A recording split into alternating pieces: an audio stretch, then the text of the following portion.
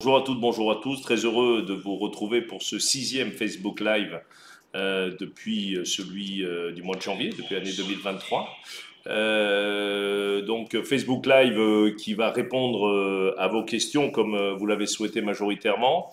Je n'ai pas de point d'actualité principalement à vous présenter aujourd'hui, excepté peut-être parler un peu en cette fin du mois de juin des festivités qui nous attendent à la fois sur la ville d'Alès mais également sur Alès agglomération puisque effectivement nous avons un été festif très dense qui nous attend que vous pourrez retrouver, je le dis déjà, dans le journal d'Alès Aglo qui paraîtra fin de semaine, début de semaine prochaine, tout le programme que je vais vous détailler rapidement bien sûr ce soir. Puis en plus il y a une question me semble-t-il qui m'y ramène. Alors, avant toute chose, je voudrais répondre aux quelques questions auxquelles je n'ai pas pu répondre le mois dernier pour des questions de délai, puisqu'elles avaient passé, l'heure, mais bien sûr, vous le savez, toutes les questions que vous nous posez, nous essaierons d'y apporter une réponse, que ce soit en direct, bien sûr, ou après une réponse par Internet ou par téléphone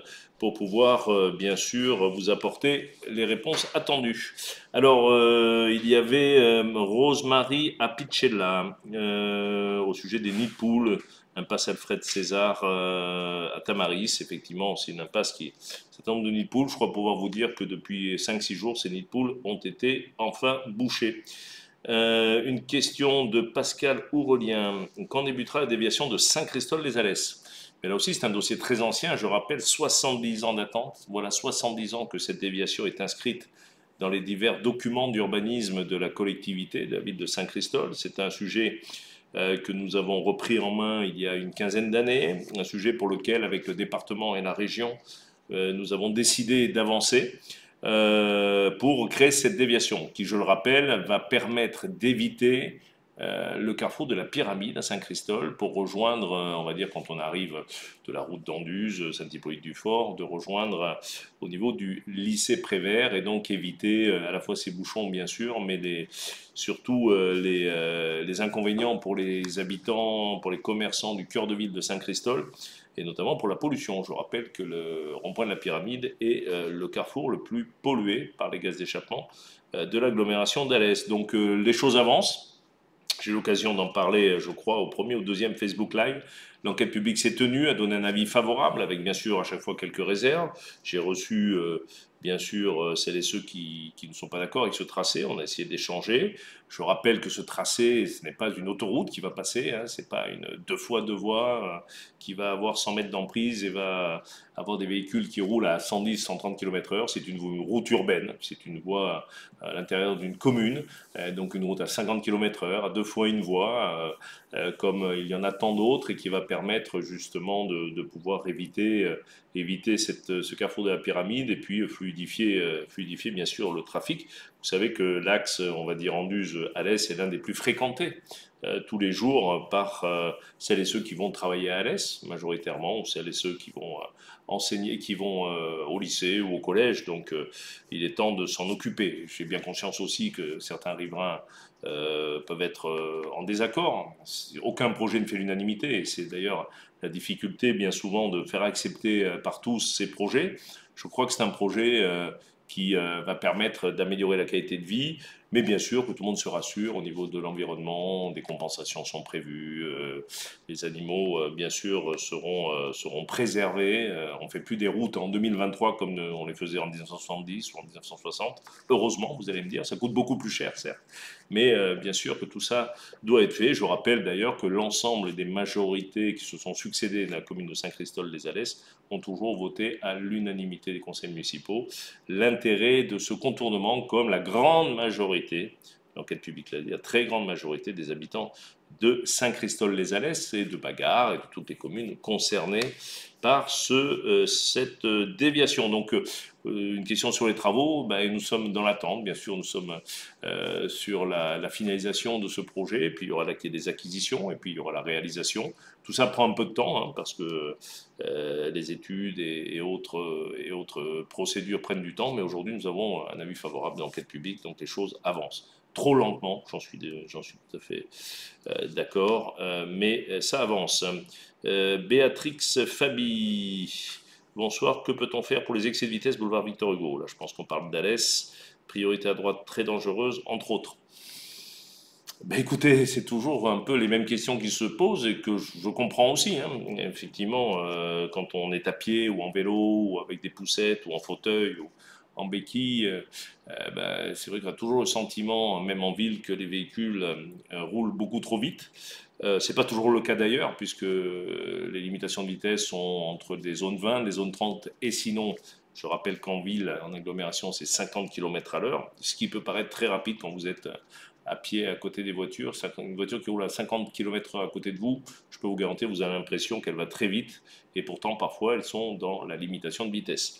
Ce boulevard est large, hein, il y a du stationnement sur ce boulevard, et vous parlez des priorités à droite, c'était une volonté aussi très ancienne des riverains, je crois que c'était dans les années 90, tout simplement parce que les priorités à droite, généralement, permettent à celles et ceux qui sont sur l'axe principal d'aller moins vite parce qu'ils savent qu'ils peuvent avoir un véhicule qui arrive sur la droite et qui est prioritaire. Donc c'est priorité à droite qui peuvent paraître dangereuses.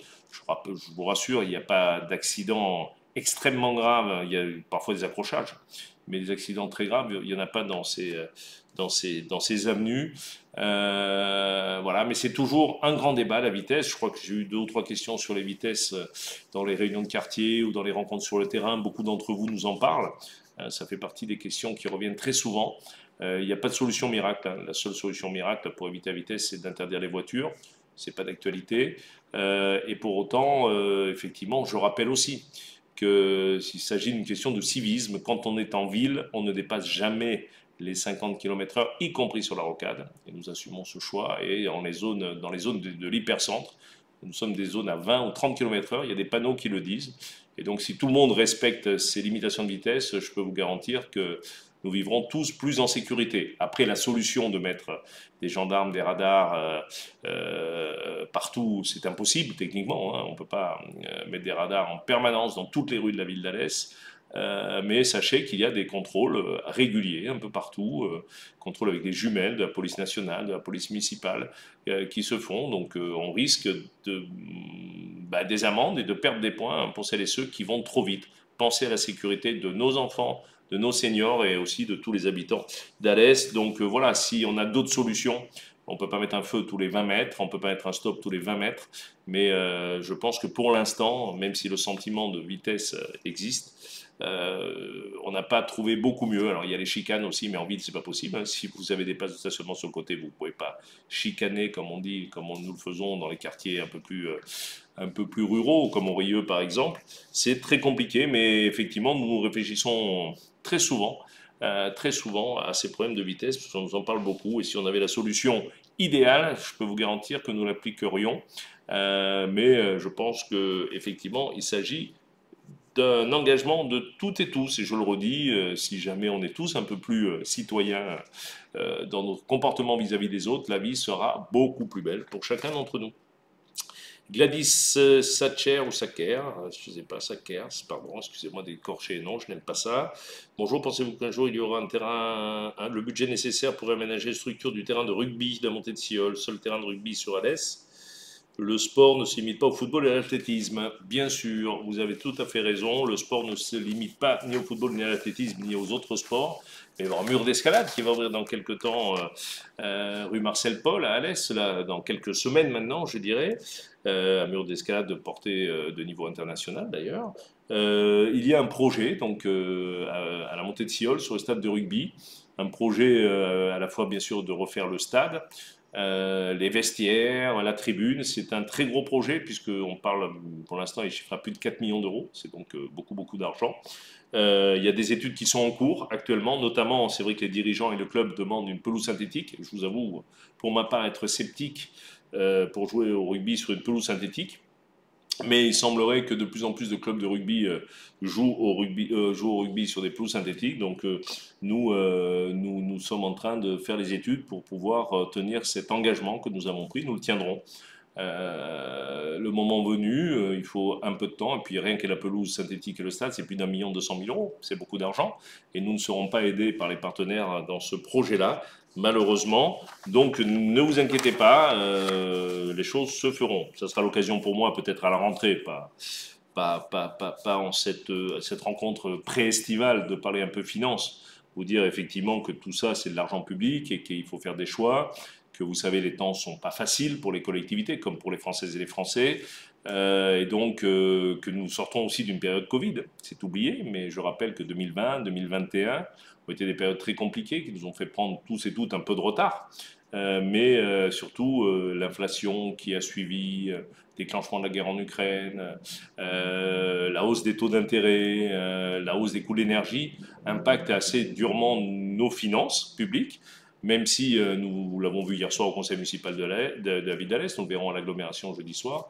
Au 31 décembre 2022, la ville et l'agglo vont bien financièrement parce que nous avons fait des efforts de gestion tout en continuant d'investir, donc de continuer nos réalisations et ce qu'on appelle notre PPI, plan pluriannuel d'investissement, qui n'est autre que le projet pour Alès et pour l'agglomération pour lequel vous nous avez élus. Donc les choses se feront, il y a un peu de retard lié à ces 2 ans Covid, mais ça se fera dans les temps, mais c'est vrai qu'il nous tarde, alors il ne nous tarde pas vraiment parce qu'on va vieillir, on va prendre 2 ans de plus, mais de pouvoir 2025-2026 retrouver une situation, nous l'espérons, normale en matière des prix énergétiques, en matière peut-être des taux d'intérêt qui pourraient décroître,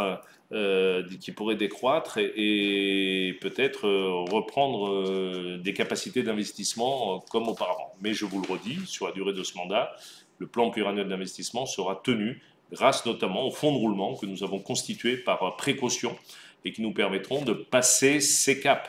Mais voilà, il nous faut quand même être très prudent sur l'utilisation des fonds publics. Et vous le savez, nous venons encore de désendetter la ville cette année d'1 200 000 € en 2022 et l'agglomération de même. Donc nous continuons une bonne gestion de non-endettement.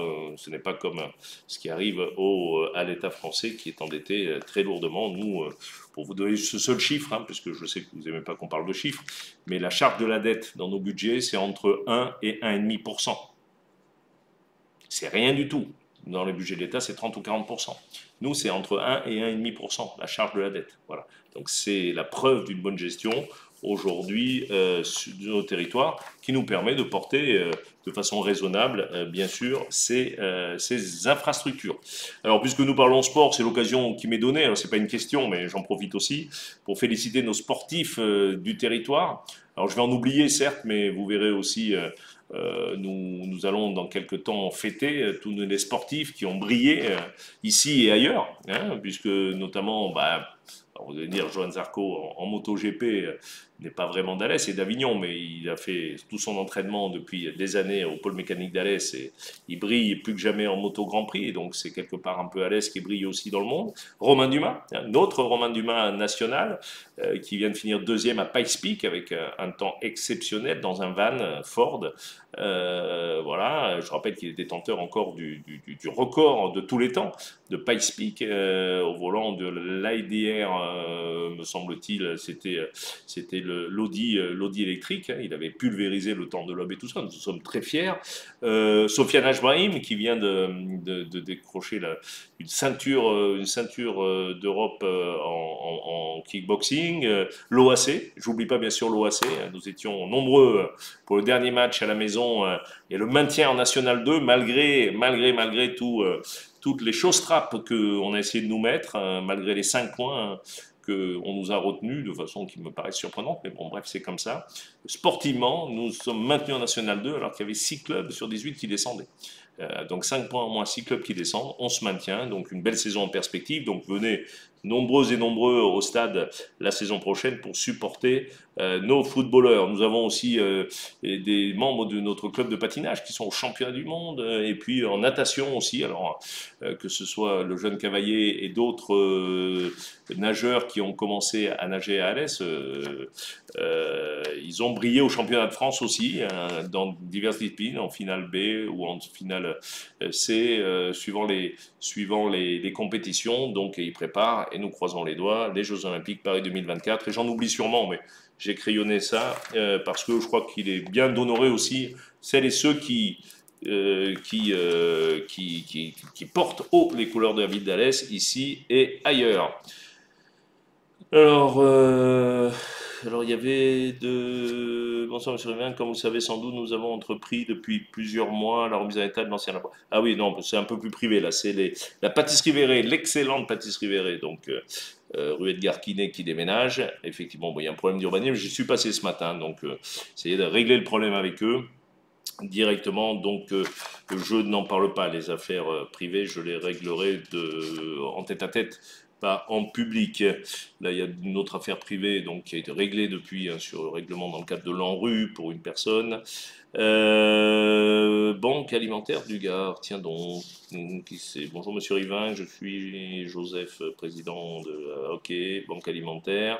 Nous serions particulièrement honorés si vous acceptiez de venir visiter la Banque alimentaire du Gard. Nous pourrions vous présenter notre activité. Bon, écoutez, avec plaisir, mais vous savez, dans le cadre du PAT et de l'aide alimentaire, le territoire est assez proactif. Donc, je sais qu'il y a des soucis à la Banque alimentaire du Gard. Je pense qu'il y avait des soucis sur les locaux. Donc, écoutez, Monsieur Pronesti, à l'occasion, je ne manquerai pas de venir vous visiter. Nous prendrons rendez-vous. Nathalie Dunoir-Picot, notre association, Marcel et Mohamed portent un projet territorial ambitieux visant à protéger la sauvegarde des écosystèmes des Gardons en Cévennes. Nous avons choisi le sensible et le beau. Le sensible et le beau pour interpeller et mobiliser les publics. Nous travaillons à la création d'une salle immersive à Saint-Jean-du-Gard. Ah oui, j'en ai entendu parler. C'est vrai que j'ai reçu le nouveau maire et l'ancien maire la semaine dernière qui m'ont parlé de ce projet. Donc on va se voir, je crois qu'on s'est déjà rencontrés aussi. Hein.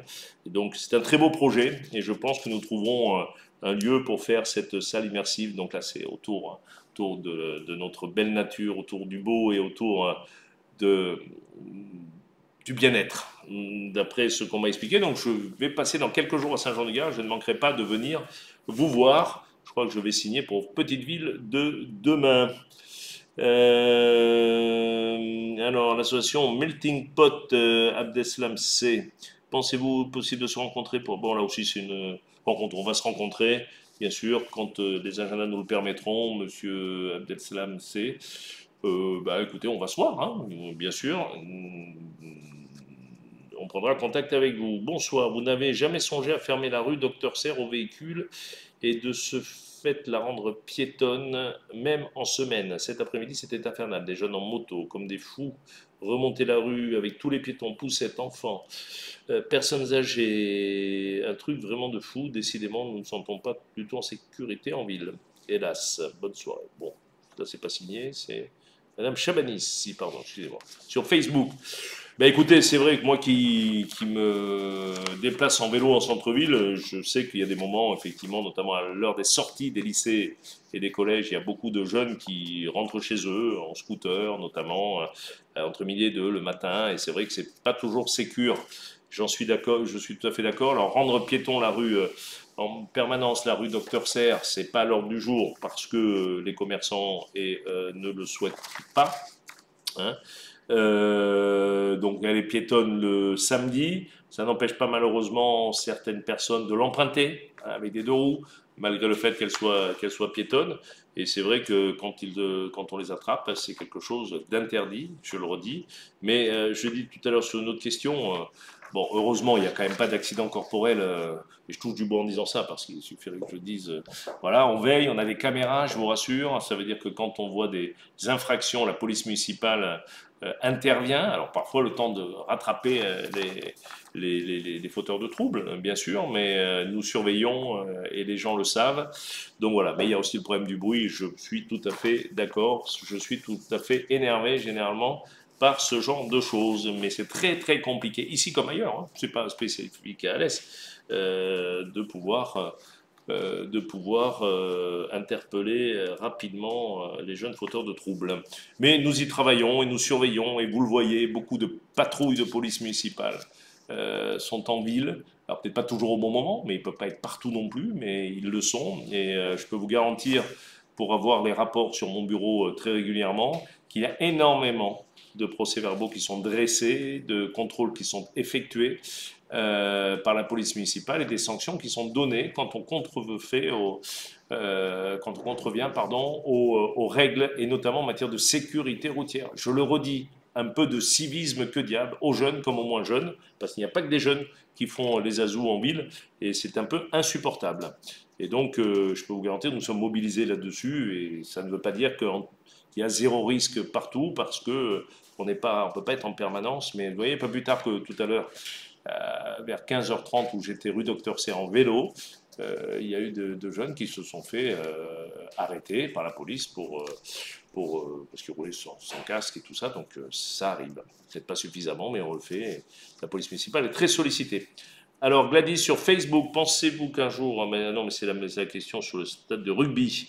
Michel par mail, bonjour, j'habite sur l'avenue des Maladreries et la vie devient infernale avec cette intense circulation devant mon domicile. Pourriez-vous envisager de nous faire un mur anti-bruit pour que l'on puisse jouir de notre jardin? Alors là aussi, cher Michel, je ne vais pas vous faire des fausses promesses, nous ne ferons pas de mur anti-bruit avenue des Maladreries pour deux raisons. La première, c'est une route à 50 à l'heure, je le redis, avec des passages à 30 à l'heure, hein, quand on arrive au rond-point, au croisement avec le petit rond-point. Voilà, c'est aujourd'hui, au-delà du bruit, malheureusement, une route de délestage de la rocade. Malheureusement, parce que quand la rocade est un peu saturée, eh ben, les gens passent par cette route. Alors du coup, il y a beaucoup de circulation, ça va beaucoup moins vite, mais j'ai bien le sentiment qu'effectivement, il y a du bruit. Tant qu'il n'y a pas que des véhicules électriques, lutter contre le bruit, en tout état de cause, c'est impossible de monter un grand mur anti-bruit sur l'avenue des Maladreries. Voilà, c'est totalement tellement impossible qu'en plus les entrées, les portes cochères pour entrer chez soi feraient en sorte que ces murs anti-bruit n'aient aucune efficacité. Voilà, puis on va pas commencer à faire une ville fortifiée avec des murs de 3 mètres de haut dans toutes les rues. Je crois que ça n'a pas vraiment de sens en termes de qualité de vie. Vous pourriez jouir peut-être de votre jardin, mais vous auriez l'impression peut-être d'être en prison. Donc là, une fois de plus, vous voyez, ça fait 3 questions autour de ça. Il faut un peu appeler au civisme, mais bon, on va pas mettre un policier derrière chacun. D'autant, je rappelle que sûrement que beaucoup d'entre nous prennent aussi l'avenue des Maladreries, peut-être vous-même d'ailleurs aussi, pour entrer chez vous, et c'est tout à fait normal. Et donc nous participons tous de cette circulation. Hein, moi, j'engage tout le monde à rouler en vélo à assistance électrique. Allez-y en vélo, par exemple. En ville, on peut circuler partout, sauf quand il pleut. Partout en vélo, hein, on peut le faire. Hein. Je vais moi-même, j'arrive à monter jusqu'à Clavière avec une assistance électrique. On peut tout à fait se déplacer sur toute la ville qui n'est pas immense. C'est sûr que si demain tout le monde roule en vélo, ça pourrait régler. Après, j'exagère un petit peu aussi. Demain, tout le monde ne roulera pas en vélo, tout le monde n'est pas en capacité de rouler en vélo.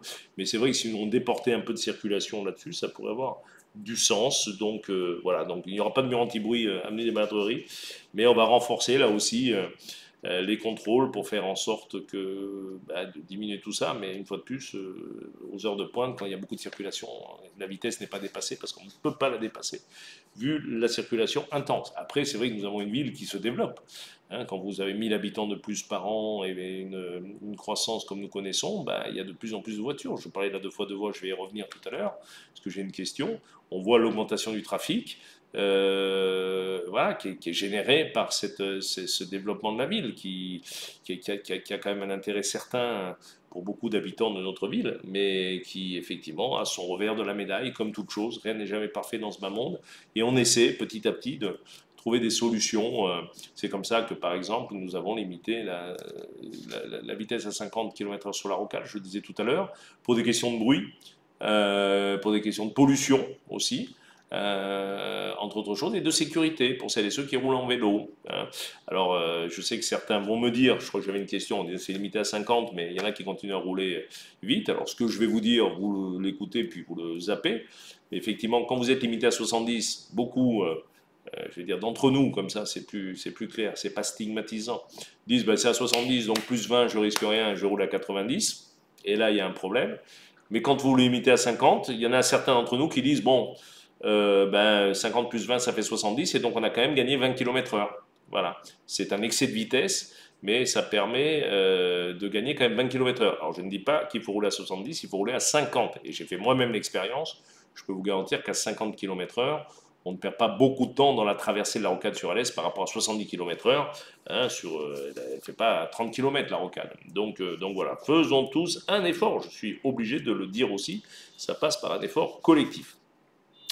Bonjour, qu'en est-il du projet de la création d'un pont reliant l'avenue Carnot à la Prairie? Ah oui, bah, je vois que Léo par mail a bien lu notre projet pour Alès. Nous avons prévu dans notre projet un pont, effectivement, un troisième pont pour faciliter la circulation, éviter l'engorgement du cœur de ville avec cette... il y a plus de 10 000 voitures qui rentrent en ville tous les jours, je le dis, c'est aussi quelque chose de très important.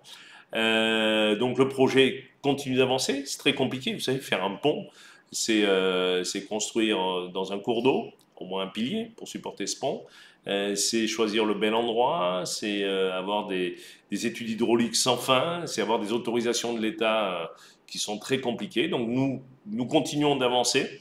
Je ne vous promets pas qu'il sera réalisé pour 2026, hein, ça paraît compliqué, mais ce pont se fera dans les temps, le temps que toutes ces autorisations puissent nous être données pour pouvoir réaliser cet ouvrage qui, me semble-t-il, est nécessaire pour désenclaver notamment, c'est vrai, le samedi, mais le soir, on s'aperçoit que Carnot, quand on revient sur le centre-ville, ça bouge, ça bouge.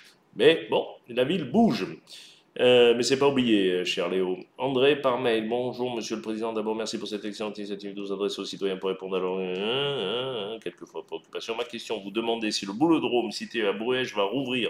Si oui, à quelle échéance? À ce sujet, on entend tout et son contraire, c'est vrai. Il est fermé depuis le début du Covid, c'est vrai aussi.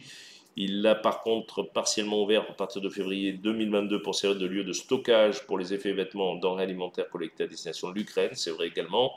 Merci pour votre réponse. Alors, je vais recontextualiser l'affaire quand même, hein. On n'a pas fermé un boulodrome. C'est vrai que le Covid, de toute façon, nous a obligés de fermer l'ensemble des équipements publics.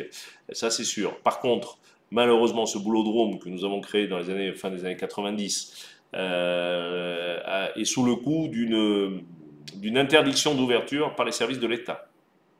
Alors, tenez-vous bien, parce que la structure métallique pourrait, en cas de neige de plus de 2,50 m de haut, céder.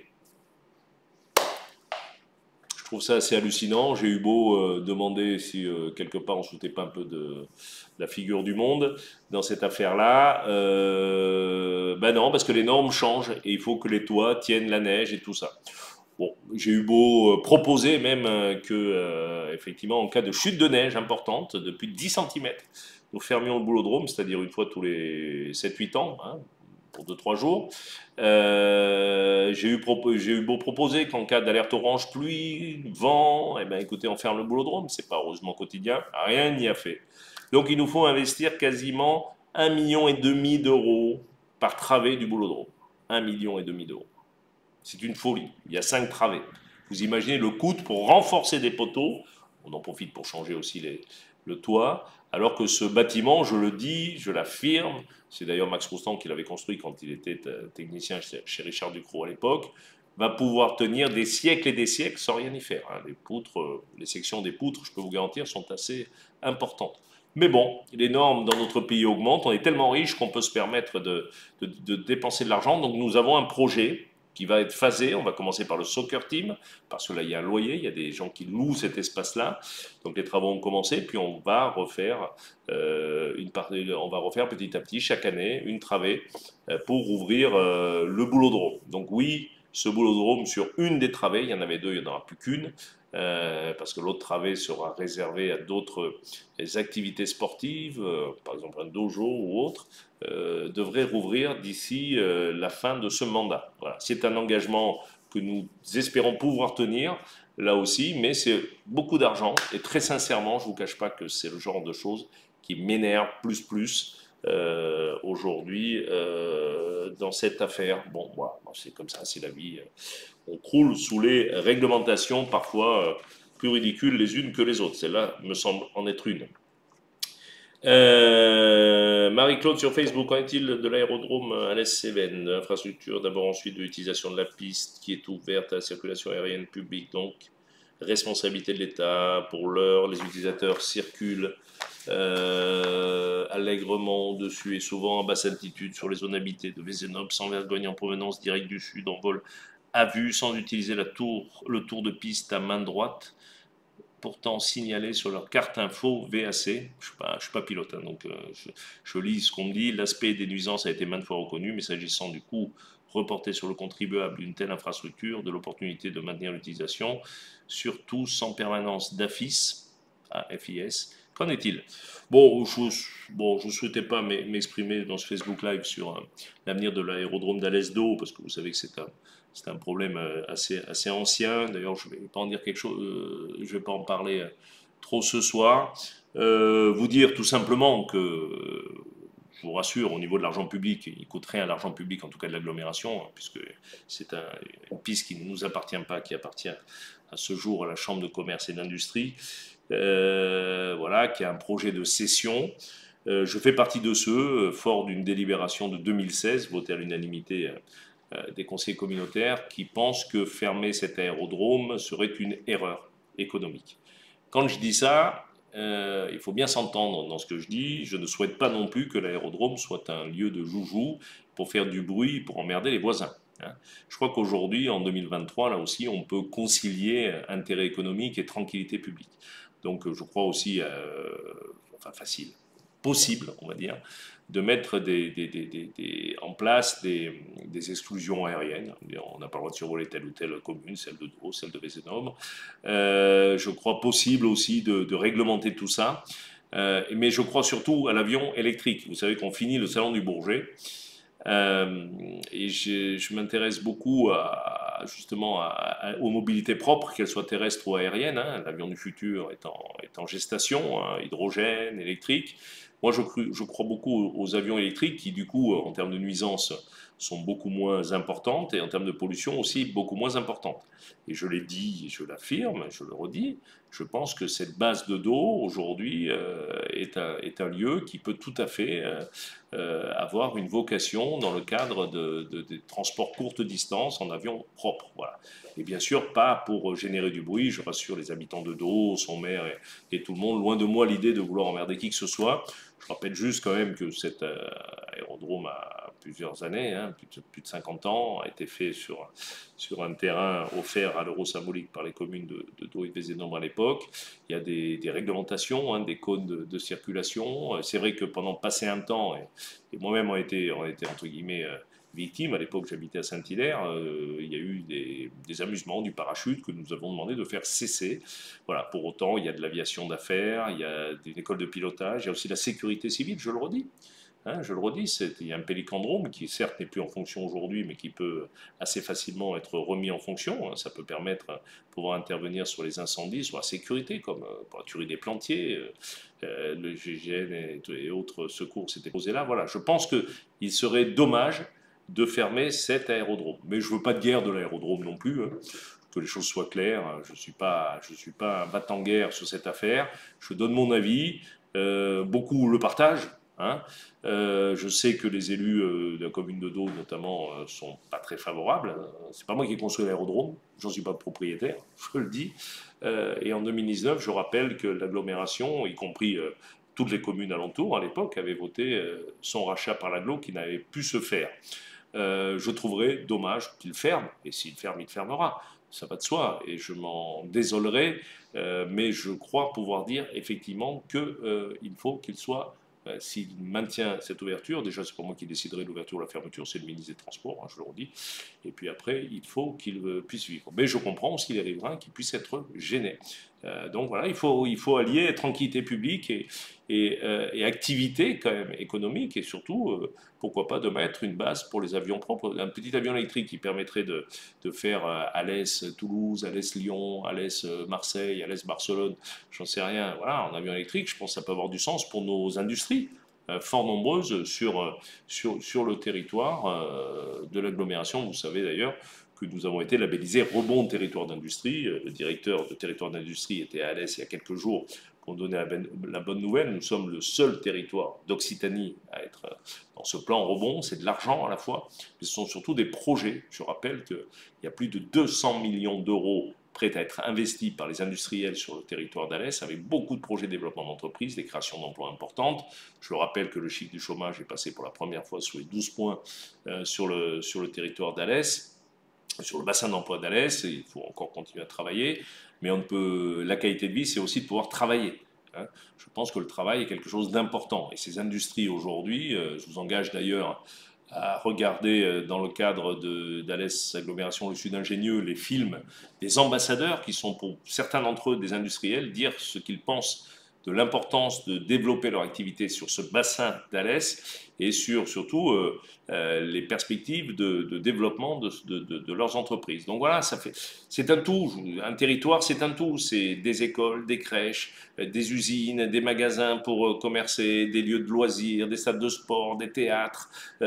C'est aussi de l'environnement, c'est la gestion des poubelles, la gestion de l'eau. Je ne sais pas si on imagine collectivement tout ce que nous gérons, nous les collectivités locales, mairies, agglomérations, aujourd'hui dans la vie des gens.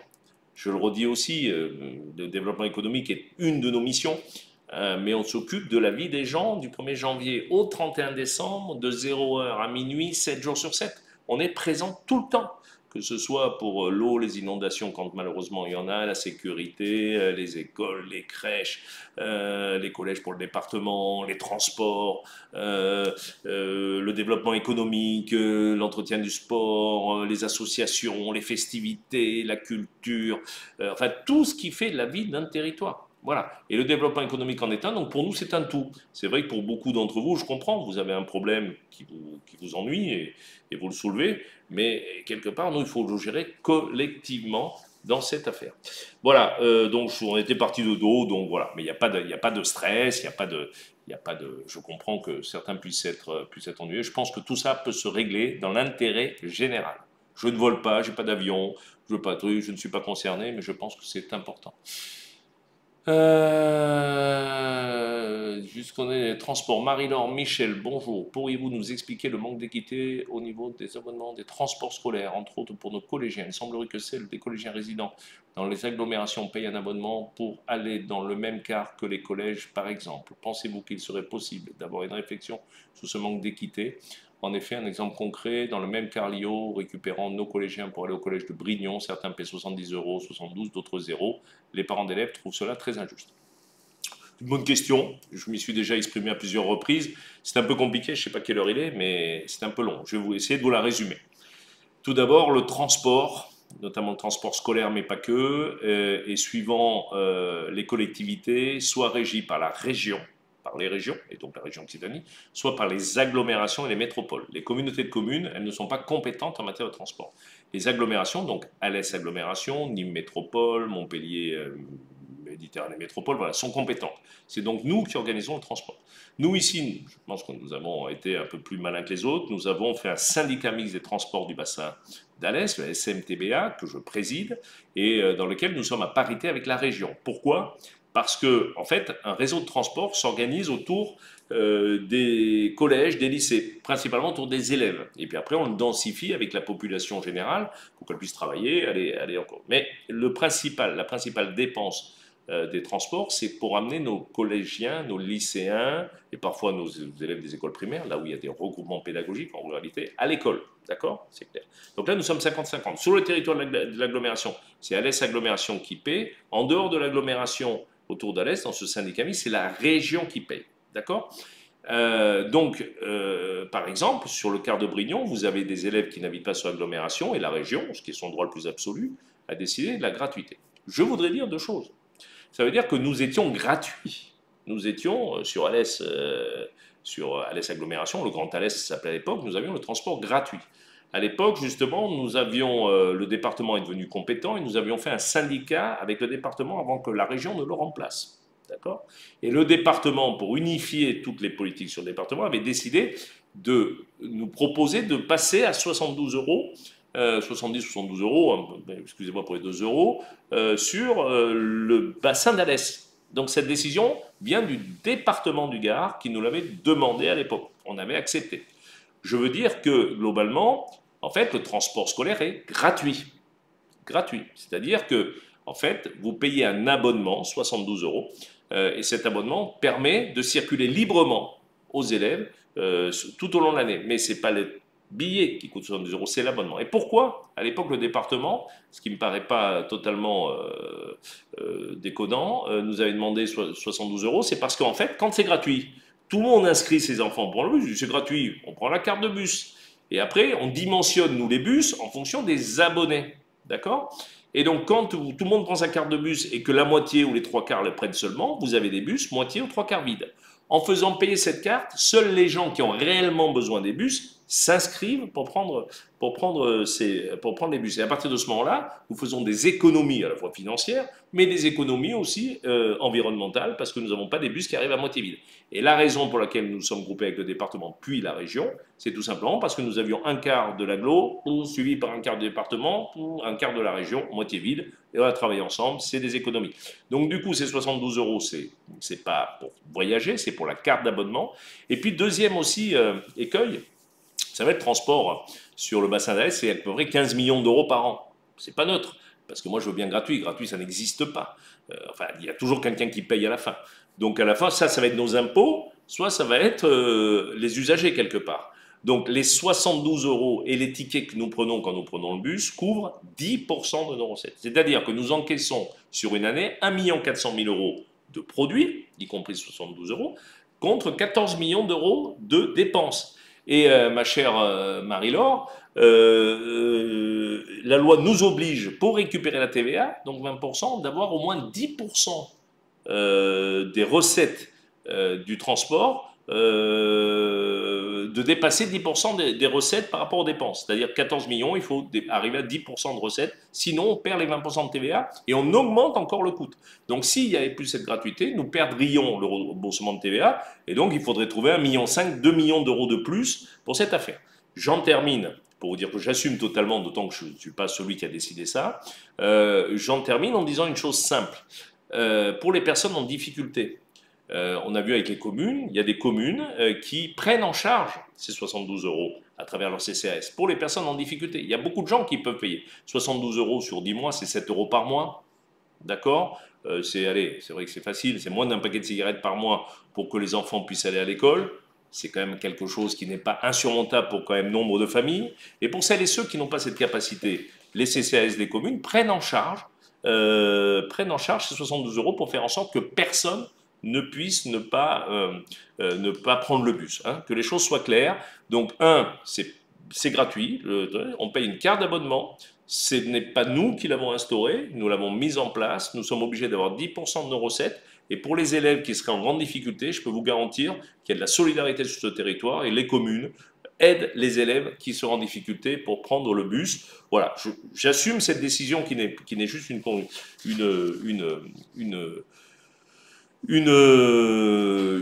décision transmise. Alors, il y a beaucoup de messages qui arrivent. Alain Rieux, bonjour Monsieur Rivin, bravo pour l'œuvre du rond-point du pôle mécanique, mais vous n'avez pas l'impression qu'elle est tombée du ciel au milieu du rond-point, je trouve dommage, je ne suis pas le seul, qu'elle ne soit pas un peu plus en hauteur. Ouais, bon, ce n'est pas une critique, c'est un avis. Oui, très bien. Non, mais c'est vrai qu'elle fait riquitou sur un grand rond-point, mais je trouve qu'elle est magnifique, cette sculpture. C'est vrai que c'est la première remarque que je me suis fait de moi-même lors de l'inauguration. Je me dit, c'est couillon, on l'aurait monté de 50 cm ou 1 mètre, elle aurait été beaucoup plus majestueuse. En tout cas, c'est une très belle sculpture et que par un artiste local. Alors, je suis désolé pour lui, j'ai oublié son nom, mais enfin, vous pouvez la regarder, c'est de la récupération. D'ailleurs, c'est un artiste qui fait beaucoup de sculptures. Quelle heure est-il? 43. Oh là là. Il y a beaucoup de... Voilà, mais je suis d'accord qu'on aurait pu la relever. J'en ai parlé, mais vous voyez, il y a le rail derrière, parce que c'est un pilote qui est assis. Enfin, moi, je la trouve très belle, mais c'est vrai que par rapport à la taille du rond-point, vous avez vu, le tour du rond-point, c'est vert et blanc, comme les vibreurs d'un circuit, tout ça, c'est aussi une entrée du pôle mécanique. Bon, j'espère avoir répondu à votre question. J'avance, je l'ai fait. Marie-Claude, qu'en est-il d'infrastructure d'abord, l'utilisation? Ah non, l'aérodrome, j'en ai parlé. Daniel Parmeil, bonjour, monsieur Rivin, les VRD sont des travaux qui relient les ouvrages en construction au réseau existant, alimentation, vous avez raison. Les revêtements sont innombrables tranchées qui jonchent nos routes découlant de ces VRD et soit bituminés, soit bétonnés. Pour une grande majorité d'entre elles, ces revêtements se détériorent rapidement. Vous avez raison, provoquant des fissures cuvettes, mais surtout des nids de poules. Comme je suppose qu'il doit exister un cahier des charges pour une réglementation communale sur le bon accomplissement des travaux, faisant suite à une saignée sur la voie publique, ma question est la suivante. Ne serait-il pas envisageable de réaliser des audits de bon accomplissement des travaux et de demander la remise en conformité auprès des entreprises en particulier? PS, les tranchées mal rebouchées sont un fléau destructeur des artères communales. ayant comme conséquence, outre désagrément de roulage, un risque accru, notamment pour la corporation des cyclistes, dont vous et moi faisons partie. Oui, c'est vrai. Merci, monsieur. Merci beaucoup, monsieur Rien de prendre ma considération. Alors, vous avez tout à fait raison, Daniel Bonhomme. Vous habitez au Rieux, semble-t-il. Oui, alors un petit détail technique. Effectivement, vous voyez qu'on fait beaucoup de réseaux. On a fait 10 km de réseau d'eau et d'assainissement l'année dernière sur la ville d'Alès. Les 2 dernières années, pardon, sur la ville d'Alès. 10 km, c'était beaucoup de tranchées. Quand nous faisons, enfin les entreprises en l'occurrence, changent les tuyaux. Donc vous avez vu comment ils font. Donc ils font un trou, on descend parfois à 1,50 m, hein, voilà, et après on met des graviers, tac, tac, tac, voilà, et on met un revêtement provisoire. C'est prévu dans le cahier des charges. Pourquoi? Parce qu'il faut plusieurs mois, voire parfois de longs mois, suivant la nature des sols, pour que ça se tasse avant de pouvoir refaire l'enrobé final. Tout ça est prévu. Effectivement, là où je vous rejoins, parfois, certaines entreprises prennent un peu trop de temps pour faire le revêtement final. Mais tant que nous n'avons pas fini l'ensemble des travaux, nous sommes sur un revêtement provisoire. Et là, vous avez raison, ça se tasse, et c'est pour ça d'ailleurs que vous avez des cuvettes qui se mettent en place, parce qu'avec les voitures, ça se tasse. Mais c'est bien que ça se tasse. Parce que sinon, le revêtement provisoire, il serait tout gondolé avant qu'on y passe. Donc ça, c'est une chose. Donc normalement, alors suivant les mois, et après, on repasse, quand on a fini tous les travaux, un revêtement. Donc il va y avoir des grandes campagnes. On met plus d'1,5 million d'euros par an pour refaire les enrobés, lorsqu'ils ne sont pas à la charge de l'entreprise. Parce que l'entreprise, des fois, dans son bordereau, on leur demande du provisoire pour pas qu'ils nous fassent un pétassage juste. Il faut reprendre souvent les tranchées. Bon, après, il y a en ville, notamment à Rochebelle, notamment Grand Ruche-en-Moulin, des travaux qui prennent beaucoup de temps. À Rochebelle, c'est 12 millions d'euros rien que sur les réseaux. Et ça prend un temps fou. Et c'est vrai que c'est très gênant pour les habitants, on est d'accord. Et donc, en attendant d'avoir tout fini et que l'ANRU nous permette, dans le cas de NPNRU, de refaire les travaux, ben voilà, ça paraît longtemps. Grand Rue Jean Moulin, c'est vrai qu'on a le sentiment quand on roule, euh, c'est un champ de mine. Bon, mais là aussi, tout sera refait. Là, on a attaqué les réseaux de chaleur et tout sera refait. Et en 2025, il y aura un traitement, très joli traitement de la route, des imperméabilisations, renaturation d'un certain nombre d'espaces et traitement des voiries. Donc des fois, ça prend du temps. Je suis d'accord. Alors je veux dire, si je devais avoir un côté un peu provoquant, humoristique, l'avantage étant, pour revenir à une première question, c'est que quand les routes sont un peu abîmées, les voitures vont moins vite. Hein, et ça casse un peu les vitesses. Vous avez soit des dodanes qu'on ne peut pas mettre partout, soit des dodanes, des creux, et parfois ça dit bon. Par contre, pour les vélos, dont je fais partie tout comme vous, c'est peut-être compliqué, donc on est vigilant dessus et les services sont vigilants, mais il y a des dizaines de kilomètres de voirie, et puis les goudrons, a priori, disons-le, tiennent moins bien qu'il y a quelques années dans cette affaire. J'essaie d'avancer parce que du coup, Stan sur Facebook, bonjour Monsieur Rivin, je vis à l'Est depuis quelques années, je m'intéresse beaucoup à la vie locale, je vous félicite pour tout ce que vous faites. Alès c'est de plus en plus belle, merci, agréable, qui bouge, ce n'est pas le cas partout. Merci, c'est bien aussi. Comme partout, par contre, j'imagine que la pandémie 2020 a mis à mal certains projets à mi-mandat. Comme on dit, quel est le premier bilan pouvez-vous faire? Merci de votre réponse, j'espère que vous continuerez ces directs qui sont très intéressants. Ben, j'espère continuer ces directs, en tout cas. Bien à vous, Stan. Ouais, j'espère, moi c'est important d'ailleurs, j'en profite pour dire que je vais les continuer en juillet et en août, hein, je ne vais pas m'arrêter, parce qu'il y a des questions qui arrivent. Donc, sur cette question ah, le bilan mi-mandat, pardon. Ben oui, alors vous allez en recevoir, on a fait un petit bilan de mi-mandat, mais vous l'avez dit, je l'ai dit tout à l'heure, donc je réinsiste pas. C'est vrai que les années 2020 et 2021 nous ont fait prendre du retard, ici comme ailleurs, avec crise Covid oblige. Mais bon, on a repris le rythme de nos affaires et j'espère très sincèrement, je ne sais pas si on pourra tout faire dans ce mandat qui ne durera pas 6 ans mais 4 ans et demi, hein, en l'occurrence, avec cette année et demie Covid. Donc on va essayer de faire l'essentiel et j'aurai l'occasion dans un prochain dans Facebook Live, peut-être en juillet, mais c'est plus festif, de vous dire un peu tout ce qu'on a fait, qui avance quand même. Il y a beaucoup de choses qui avancent. En réalisant le bilan de mi-mandat, je me suis rendu compte en fait qu'il y avait beaucoup de choses qui se faisaient. Merci Stan. Romain sur Instagram, j'entends parler du Sud ingénieux depuis quelques temps. J'ai vu que le logo d'Alès Agglomération avait changé. Ça veut dire que le nom a changé? Alors, c'est une bonne question. Alors moi, je vous donnerai rendez-vous. Là, je fais une conférence de presse jeudi là, pour présenter des nouveaux produits du Sud Ingénieux. Alors non, ça s'appelle toujours Alès Agglomération, mais le Sud Ingénieux, c'est aussi on va dire c'est pas un surnom, je ne sais pas comment on appelle ça, mais c'est Alès Agglomération, le Sud Ingénieux. Et ça nous permet, en tout cas, à l'extérieur d'Alès, de faire connaître ce territoire. Ça cartonne, le Sud Ingénieux. Hein. J'étais pas sûr au départ que voilà, mais je suis content du nom que j'ai décidé. Beaucoup, vous allez voir des nouveautés à compter de jeudi. Je vous engage à aller sur le site du Sud Ingénieux. Vous allez découvrir des choses assez extraordinaires en matière de communication. J'en dis pas plus, sinon il n'y aura pas de présentation à la presse ce jeudi. Mais voilà, il y a des choses assez extraordinaires. Mais nous sommes à l'agglomération le Sud Ingénieux et peut-être un jour, nous allons devenir le Sud Ingénieux. Ça sera peut-être le nom qui nous désignera, mais pour l'instant, nous restons Alès Aglo. Nous sommes fiers d'Alès et je ne veux pas cacher ce beau nom de la ville d'Alès. Céline Maléverny, est-ce que la ville d'Alès... Ah, ça s'est effacé. Pardon, voilà. Envisage des campagnes anti-harcèlement partenariat avec les écoles, collèges et lycées, SPP, M. Révinck, encore merci pour tout. Oui, très bonne question. Vous savez que le harcèlement scolaire, c'est un de mes combats aussi. Je l'ai porté au sein de CILSPD, le Conseil intercommunal de prévention de lutte contre la délinquance. Il y a un groupe de travail qui travaille sur les violences intrafamiliales, mais sur le harcèlement. Moi, je veux qu'on s'engage fortement pour lutter, mais vraiment fortement, très fortement, contre toute forme de harcèlement, le cyberharcèlement, le harcèlement sexuel, mais le harcèlement scolaire.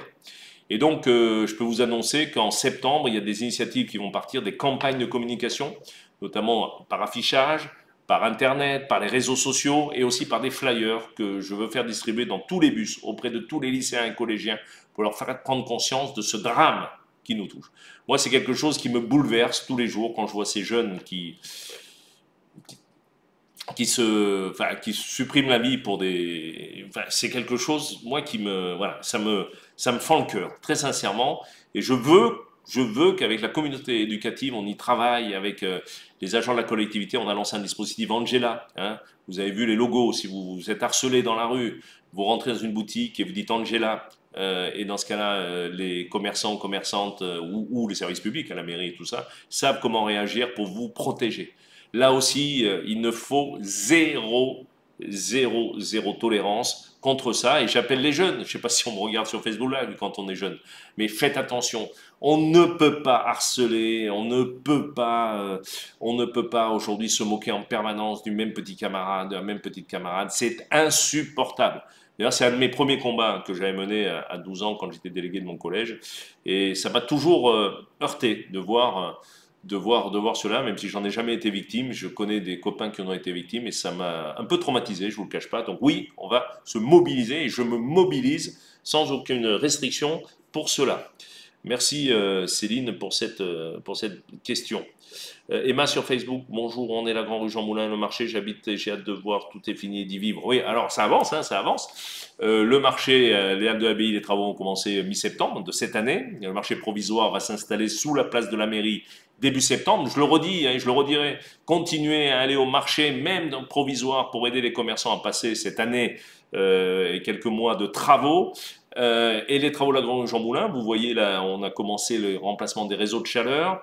La dalle, enfin, les copropriétés nous ont donné l'accord de tomber la dalle de leur côté. Ces travaux vont reprendre en septembre. Et donc, début 2024, on aura livré un peu, on aura mis propre la copropriété et on va attaquer la route. Donc, début 2025, c'est demain, hein, ça prend un peu de temps encore, c'est demain, premier trimestre, fin des travaux sur la Grande Rue Jean Moulin et début 2025 aussi, fin du marché. Voilà, après il y aura les espaces à faire autour, mais on se dépêche pour, justement, en parlant de mi-mandat, voilà, là, on avance, et donc il y a des objectifs pour début, premier trimestre 2025, et nous y sommes vigilants tous les jours, nous regardons. Constance par mail, bonjour, ce n'est pas une question, mais je tenais à vous remercier. Bon, me remercier, merci. Je suis infirmière. Ah si. À vous remercier pour votre démarche de faire bouger le système de santé. Je suis infirmière et être enfin écoutée et entendue est un soutien inestimable. Je n'habite pas à l'Est et je sais que tout ne sera pas révolutionnaire en un claquement de doigts, mais j'espère pouvoir y prendre part, faire bouger les lignes avec vous. Bravo. Bon, merci Constance. Vous êtes infirmière, donc j'ai effectivement initié il y a 3 ans des États généraux de la santé avant que d'autres ne reprennent cette idée au niveau national. On a mis un peu de temps pour les organiser parce que pendant le Covid, il n'était pas question de faire ces états généraux. Je les ai lancés officiellement le 12 juin. 300 personnes présentes, des professionnels de santé, des élus, des administrations, le directeur général de l'ARS.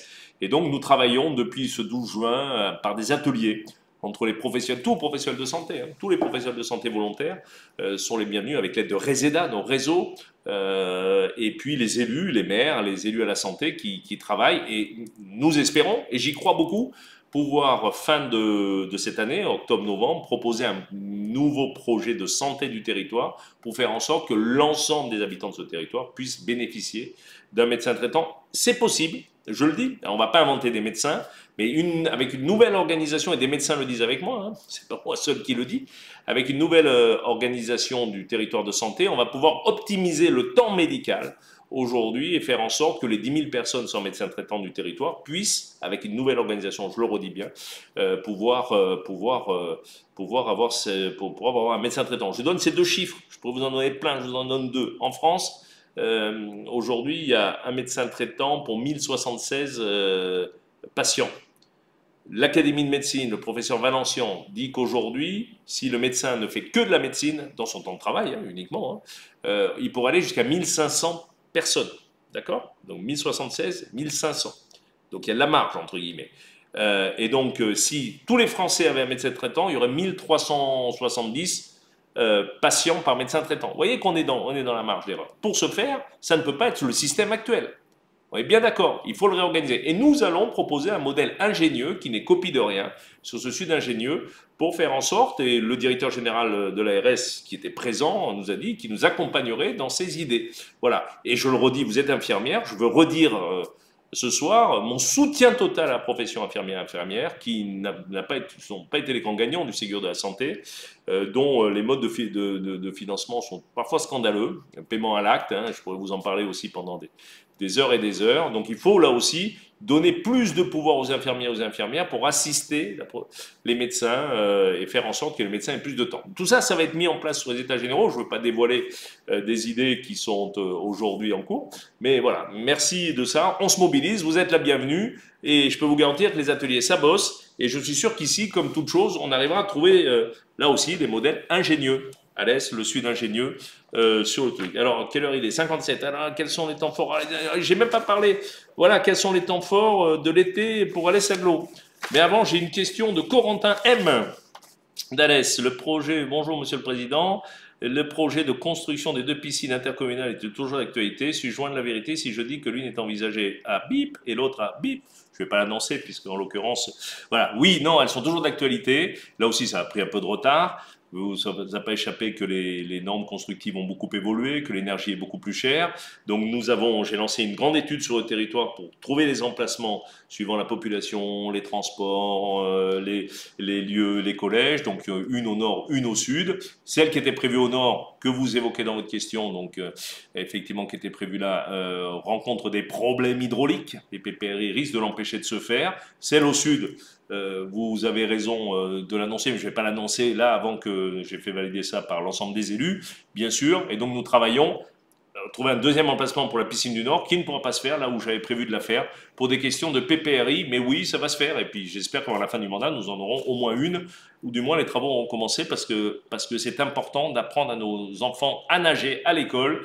Et aujourd'hui, je rappelle, le toboggan à l'Est, qui est la seule piscine couverte, a été dimensionné pour le Grand Alès à 16. Nous sommes 72 communes, il faut donc construire de nouvelles piscines et c'est prévu. Il y a un peu de retard du fait du Covid et des énergies, voilà. Denis Saint-Jean, donc voilà Corentin, j'ai répondu à votre question. Denis Saint-Jean, à quand une vraie déchetterie sur Alès? À l'époque où nous vivons, les installations actuelles ne sont pas du tout à la hauteur. Merci d'avoir suivi. Merci, voilà, merci Denis Saint-Jean. Si vous n'avez pas assisté à mon premier Facebook Live, j'avais présenté le plan de déchets. La construction de nouvelles déchetteries est prévue, donc celle d'Alès va être déplacée, trop petite, trop étroite, trop ancienne. Elle a été faite en 92, à plus de 30 ans. Et donc elle va être construite sur la route à Saint-Hilaire, sur l'ancienne route d'Alès. Ça sera une déchetterie hyper moderne. C'est un centre multiflux qui va être construit. Là, les travaux vont bientôt débuter dès que nous aurons les autorisations en matière hydraulique aussi. Et oui, je parle souvent d'autorisation, pas moi qui les donne. Et donc ça va avancer. Je rappelle aussi qu'il y a un projet. On en a ouvert une aux Salles du Gardon. Il va y en avoir une à Saint-Florent-sur-Ozonay. Celle du Nord qui est à Saint-Martin, qui est aussi complètement exiguë, va être refaite un peu plus loin. Donc voilà, c'est beaucoup de millions d'euros là aussi, mais c'est nécessaire si on veut réussir le tri. Donc oui, dans quelques mois, la nouvelle déchetterie d'Alès sera au sud d'Alès, on va dire à 600 mètres de là où elle est aujourd'hui. Beaucoup plus accessible et beaucoup plus simple. Alors, tac, voilà, monsieur Saint-Jean, Denis.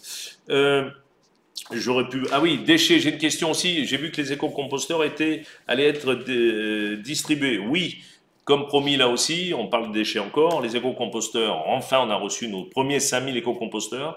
Donc, vous vous adressez à vos mairies, vous allez sur le site internet alès.fr, je vous ai fait une petite vidéo pour vous expliquer comment tout ça va se passer, vous vous inscrivez, et puis après, on vous donnera un rendez-vous, on vous donnera l'éco-composteur, on a 4 fois 5000 éco-composteurs qui vont arriver, on va vous faire une formation, là aussi c'est 20 euros, et 20 euros parce que vous aurez une formation, vous avez un suivi par le CPIE qui va vous apprendre à composter.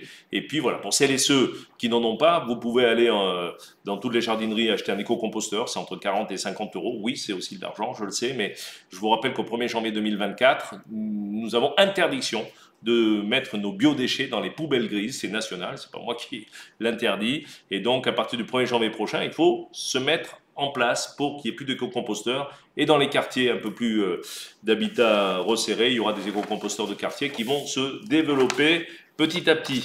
Bon, on arrive au bout, mais avant de vous quitter, comme c'est le mois de juin, je crois avoir répondu quasiment à toutes les questions.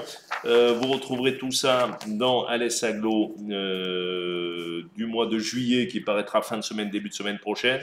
Vous donner quelques grands rendez-vous de l'été, parce que là, on va penser à se détendre un peu. J'espère que vous allez prendre du bon temps. La chaleur est là, un peu trop d'ailleurs, mais la chaleur est là. Nous avons eu quelques pluies qui ont rechargé un peu nos nappes, et c'est une bonne chose. Et là, les festivités ont commencé depuis la fête de la musique, la finale de l'incroyable Alésien, l'ouverture d'Alès Plage. Là, bientôt, semaine prochaine, 5 et 6, il y a Cratère Surface, plein de spectacles en ville d'Alès et dans les communes alentours. Alès Plage est ouverte, il y aura au Bosquet des tributes, il y aura le tribute ABBA. Un tribute, c'est des groupes de musique, pour ceux qui ne le savent pas, qui rejouent des chanteurs. Il y aura Céline Dion, il y aura Francis Cabrel en tribute, il y aura de l'humour, bien sûr, il y aura du jazz, il y aura du lyrique, il y aura bien sûr les Fous Chantants. Fous Chantants, fin juillet, donc avec Jean-Louis Aubert, 2 concerts vendredi et samedi, il reste encore des places. Kenji le 9 juillet, c'est plein, donc 3500 places vendues, et donc c'est plutôt une grande chose. Là aussi, donc l'hommage à Jean-Louis Aubert, ce sera les 28 et 29 juillet, donc allez sur le site des Fous Chantants pour acheter les places, il en reste encore quelques-unes, dépêchez-vous. Alors il y aura des karaokés géants, il y aura une scène ouverte le 11 juillet au Bosquet, il y aura beaucoup au niveau artistique. Je vous rappelle aussi la Mine Témoin, Dinopédia, la Bambouserie, si je commence à les citer, tous nos acrobranches, l'aqua de Bagarre, l'aqua Forest à Bagarre, voilà, tous ces beaux monuments, nos musées, bien sûr, avec des très belles expositions, nos loisirs, nos grottes, hein, notre ciel étoilé, un été sous les étoiles, voilà, j'en ai perdu la plaquette, un été sous les étoiles, avec l'étoile Sévenol, là aussi, venez découvrir notre ciel étoilé, Alès, capitale ville porte des étoiles, capitale des Cévennes. Donc ce ciel étoilé, vous avez plein d'animations. Il y en a eu une pour découvrir la Lune, c'était samedi soir au Fort Vauban. Vous avez des randonnées célestes, des nuits au château de Porte, Train des Étoiles. Toutes les communes font des festivals. Là aussi, vous avez des festivals de jazz, vous avez des festivals d'humour à Anduze, à Saint-Jean-du-Pin, et je vais en oublier. Le tribute de Cabrel, je l'ai dit, le Grand Prix de l'humour, avec le concours autour de l'humour, les mercredis de Vauban avec du gospel, voilà, des temps forts. Et puis la foire de Saint-Barthélemy, on se projette pas si loin parce qu'il sera le 24 août. Ça sera le temps presque de la rentrée. Il nous tarde pas quand même parce qu'on a envie de se reposer. Et puis le 31 juillet, la demi-finale de Miss Languedoc, de mémoire, pour être qualifié pour Miss France. Donc je crois que c'est le 31 juillet aussi, il y a eu plein de monde l'année dernière. Et puis le Grand Prix de la chanson, je vais en oublier. Et donc on va me dire, ouais, t'as pas cité un tel ou un tel. Donc voilà, mais retrouvez sur le site alès.fr, allez sur Internet, sur nos réseaux sociaux, sur le journal Alès, regardez cette très belle affiche faite par le service comme de la vie d'Alès, Estive Alès, ça donne envie. C'est bleu, c'est le Gardon, c'est le soleil. Sur l'ensemble des 72 communes de l'agglomération, il y a des festivités. Je ne vous ai pas parlé non plus, puisqu'il y avait une question sur 2 fois 2 voix. Donc j'ai rencontré Clément Beaune, le ministre, avec des chefs d'entreprise que je remercie aujourd'hui une nouvelle fois pour leur expliquer. On a expliqué au ministre l'importance de ce contournement ouest de Nîmes. Hein. C'était quelque chose de vital. Des décisions vont être prises bientôt et c'est vrai qu'il y aura beaucoup de déçus dans ces décisions. J'espère qu'on n'en fera pas partie, mais on va se battre pour avoir ce contournement. Voilà, il est quelle heure? Il est 20h04. Je suis désolé, voyez, j'avais encore peut-être des choses à vous dire. Je regarde si j'ai pas oublié de questions qui m'ont été posées. Je regarde mon écran. Non, je crois avoir répondu à toutes les questions qui nous ont été posées. Et donc, je vais vous remercier d'avoir assisté à cette rencontre. C'est une rencontre, cet échange, même si c'est par écran interposé. Vous souhaitez un bon mois de juillet. Souhaitez aux jeunes des bons résultats pour le bac, des bonnes orientations pour celles et ceux qui vont poursuivre leurs études. Vous dire aussi, n'hésitez pas à aller vous inscrire. Il y a des CFA magnifiques sur ce territoire pour faire des formations en apprentissage. Voilà. Passez un bel été, reposez-vous bien, reprenez des forces. La rentrée, ça sera bientôt, mais nous reverrons le 25 juillet de mémoire. Nous reverrons le 25 juillet à 19h, toujours en Facebook Live. Et puis 29 août pour un Facebook Live de rentrée. Là, ce sera peut-être un peu plus décontracté en juillet. On verra où on se voit. J'irai peut-être sortir un peu de mon bureau, peut-être pour vous rencontrer sur les réseaux sociaux. Belle soirée à vous toutes, bel été, on va se voir. J'ai pas parlé des feux d'artifice, on verra si on les fait ou pas en fonction de la sécheresse. Et j'ai pas parlé du corso du 14 juillet. Voilà, il y a plein de choses qui viennent du feu d'artifice. J'espère le 14 juillet et le 15 août, c'est que la sécheresse ne sera pas là et qu'il n'y aura pas de risque incendie. Et puis à très bientôt à nous rencontrer en ville ou ailleurs. Je vous souhaite une belle et douce soirée. À bientôt.